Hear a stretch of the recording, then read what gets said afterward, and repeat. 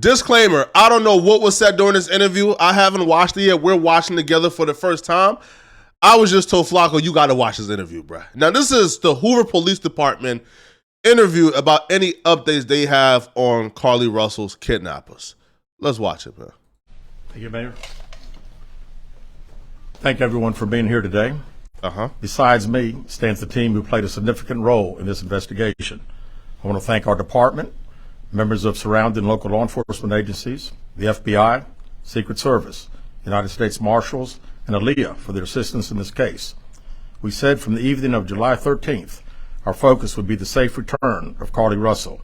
That occurred on Saturday, July 15th, approximately 49 hours after she called 911 and disappeared. From that point, our focus has been to determine Carlee's whereabouts during that time and what exactly took place. Let me say up front, this investigation is not over. We're still working this case, and we'll work in this case until we uncover every piece of evidence that helps us account for the 49 hours that Carlee Russell was missing. However, through the public interest, and in some cases, that right there is a bad sign for Carlee Russell. Because when he says, we won't stop until we account for the 49 hours that Carlee Russell was missing, he didn't say, we will not stop until we bring to justice the people who kidnapped and victimized Carlee Russell. The wording right there shows me, okay, they're no longer now seeking anybody who kidnapped her. They're not seeking her.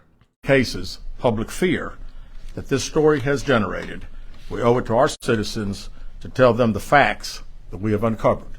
So I will give you the facts that we know today. On July 13th, at approximately 8:20 p.m., Carlee left work from a business at the Summit. Surveillance video from her place of employment shows Carlee concealed a dark-colored bathrobe, a roll of toilet paper, and other items belonging to the business prior to her departure. She ordered food from Tzatziki's at the Colonnade and traveled there. Wait, what? She stole from the business? She stole from the business. Oh, she stole their robe and toilet paper? What? Oh, she was preparing to disappear. She stole a robe, toilet paper, and other things because she was getting ready to disappear. It's generated. We owe it to our citizens to tell them the facts that we have uncovered. So I will give you the facts that we know today. On July 13th, at approximately 8:20 p.m., Carlee left work from a business at the Summit. Surveillance video from her place of employment shows Carlee concealed a dark-colored bathrobe, a roll of toilet paper, and other items belonging to the business prior to her departure. Oh, this was premeditated, man. Lock her up! Oh, this was premeditated! She took the bathrobe, concealed, by the way. Concealed means she hid it. She hid the bathrobe, she hid the toilet paper, and other things because she planned on disappearing. Oh, nah. Nah, she done messed up, man. She ordered food from Tzatziki's at the Colonnade and traveled there. She then traveled to Target on 280, where she purchased some granola bars and Cheez-Its. From there, she remained in the parking lot at that shopping center until 9:21 p.m. when she drove to I-459. Carlee communicated on her cell phone with individuals known to her while on her path of travel up to the point of calling 911 at 9:34 p.m. And at this time, we will play the 911 call in its entirety. Hi, I am on Interstate 459, and there is a pig just walking by themselves. Oh, hold on. Where are you? I'm right next to the exit 10 by the Hoover Med, like to get off by the Hoover Med. Okay, so you're before that exit? Yes. Okay, and were you headed southbound or northbound? Like towards that or toward 280? Towards Tuscaloosa. Okay, and was the child on the left or right side? On the right side. Were they walking northbound or southbound? They're walking towards Tuscaloosa. Walking southbound, or how old do they look? Like a toddler, like maybe like 3 or 4. Did you pull over with them? Are you still with them? Yes. Okay, are you with the child right now? No, I'm not. I didn't get out of the car. I can see them though. Do you mind staying and keeping an eye on them until we get there? Yeah. Yeah, sure, yeah. Okay, what kind of car are you in? So there goes this whole Good Samaritan theory of, she was trying to save a child and got kidnapped. Bruh, she never even hopped out the vehicle to tend to the child. Right? Like, she never even hopped out the vehicle to tend to the kid. And be real with yourselves, bro. What type of person do y'all know will see a toddler stranded by themselves and they staying inside the vehicle? But I'm going to just keep my eyes on them, though. I'm not going to go ahead and actually check on this 3 or 4-year-old kid that could just run in traffic.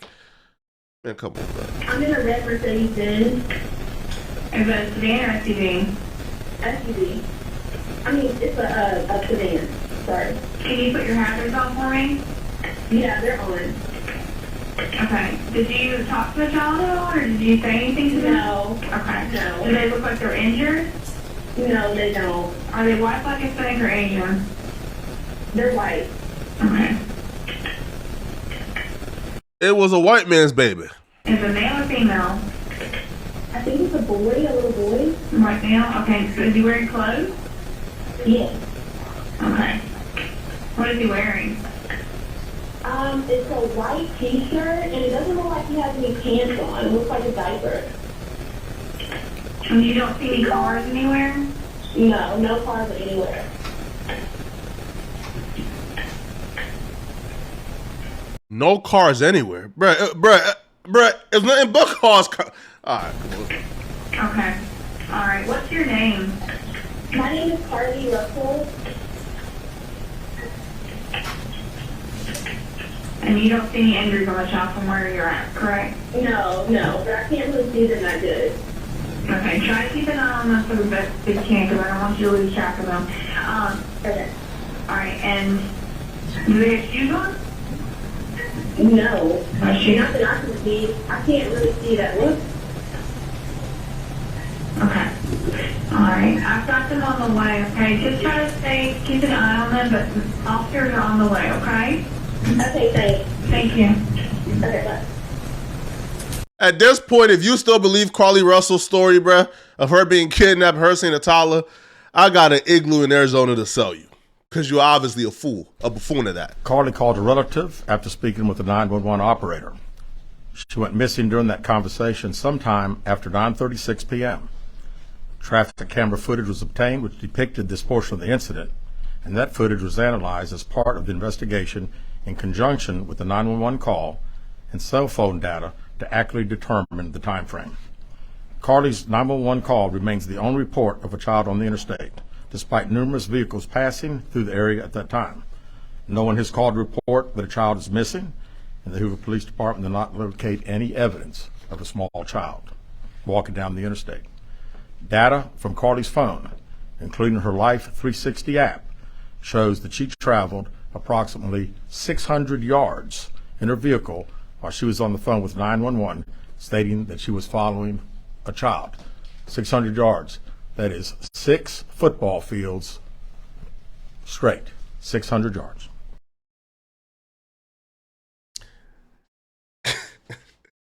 So she called 911. So she called 911. People hear this out, right? She called 911 and told 911, hey, listen, I'm going to follow this child for y'all. All right? Hey, I'm keeping my eyes on this child and following this child. And she claims she followed a child for 6 yards? What type of child do you know is outpacing a car by 600 yards, by six football fields? Yo, this chick is cuckoo. She claims, yo, I got my eyes on him. I got my eyes on him, which was cap. How do you have your eyes on a child but you're in the car traveling 600 yards? It's either your eyes was not on no toddler or a toddler was outpacing your car and you had to catch up with a toddler 600 yards. And which toddler do you know can walk 600 yards in a 5-minute phone call?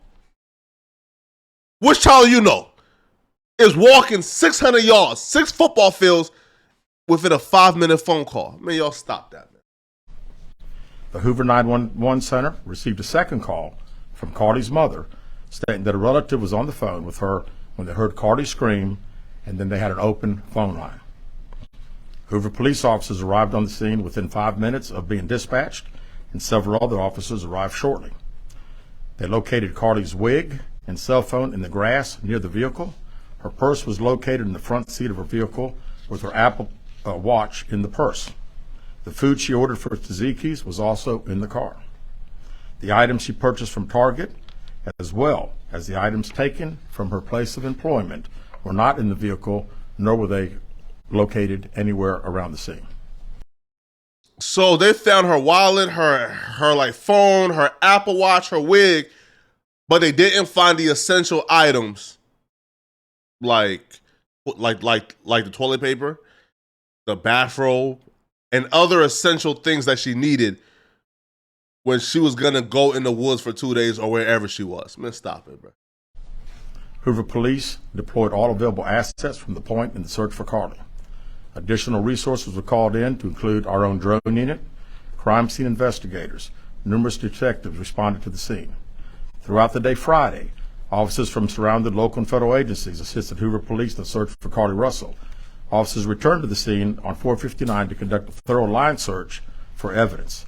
K-9 teams from the Jefferson County Sheriff's Department responded to check for any sign of Carlee, the child that she claimed to see, and anything else that could be considered evidence in this case.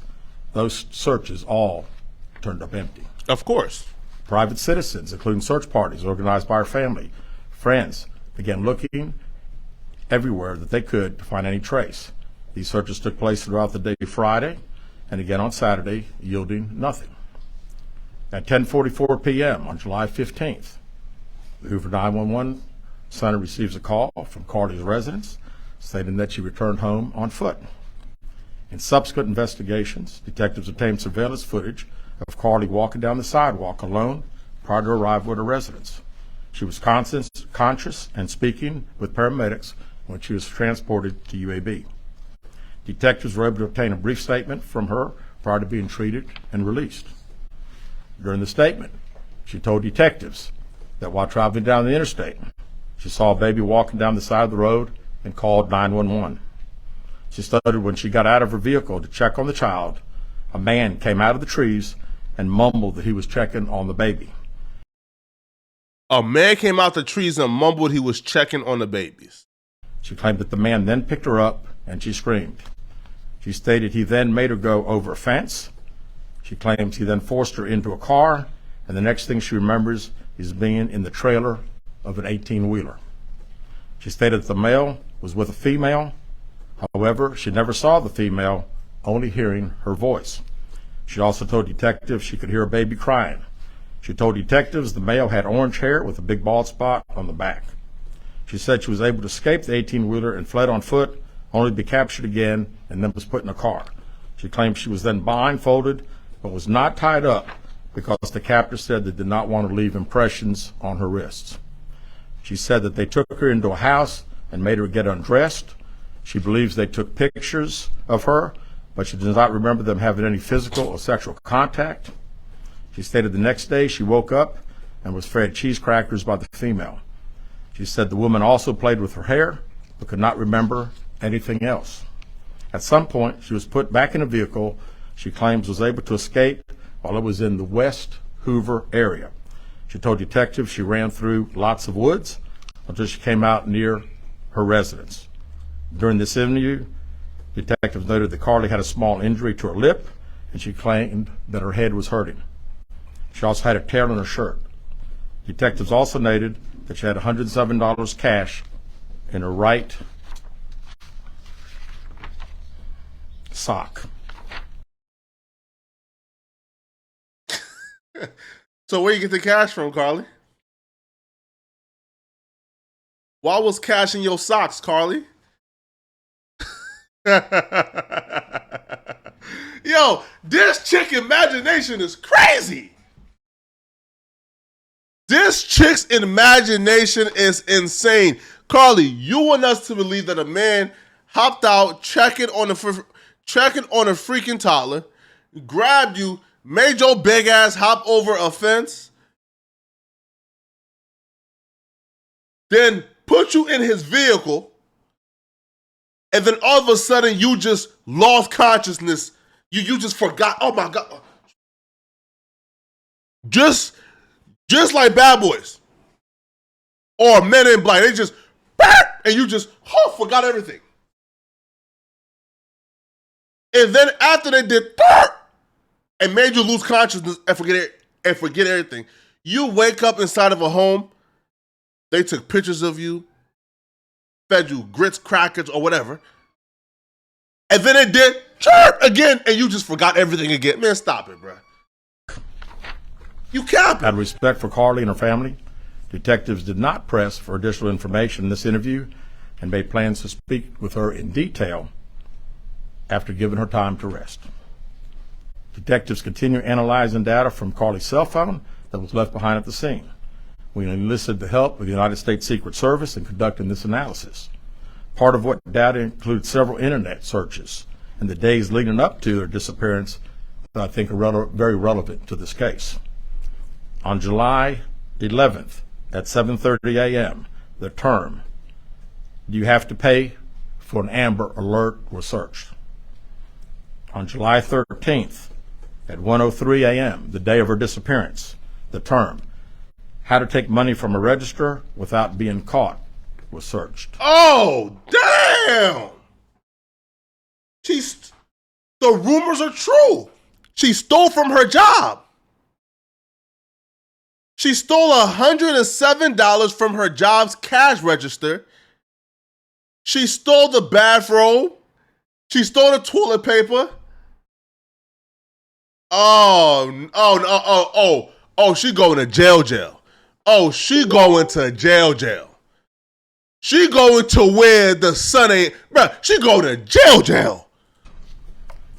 On July 13th at 2:13 a.m., the day of her disappearance, the term Birmingham bus station was searched. On July 13th, 2:35 a.m., a search for a one-way bus ticket from Birmingham to Nashville was conducted with a departure date of July 13th. On July 13th at 12:10 p.m., a search for the movie Taken, a film about abduction, was conducted. Wow. She was searching up bus tickets, and she was searching up how them folks in Taken. Oh, nah. She going to jail, man. There were two searches related to Amber Alerts on a computer at Carlee's place of employment, including one regarding the maximum age of an Amber Alert. Wow. There were other searches on Carlee's phone that appeared to shed some light on her mindset, but out of respect for her privacy, we will not be releasing the content of those searches at this time. Wow. We've asked to interview Carlee a second time, but have not been granted that request.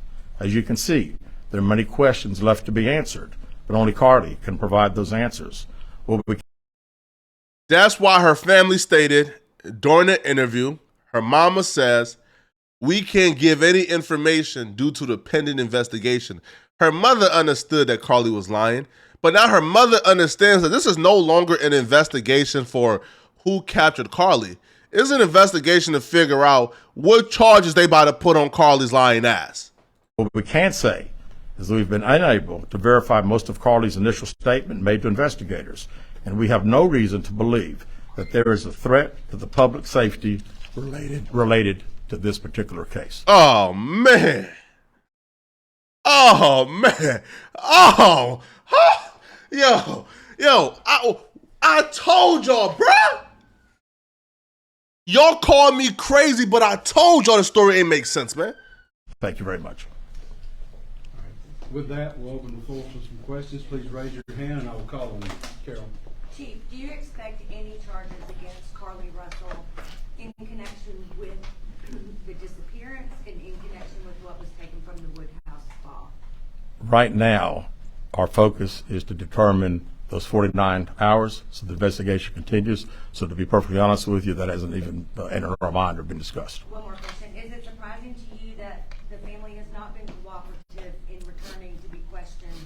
Well, I think the family has stated to us that they didn't think that in her mental state right now, because of trauma of the incident, that she's not ready to talk, is what we've been told. Man, stop it, bruh.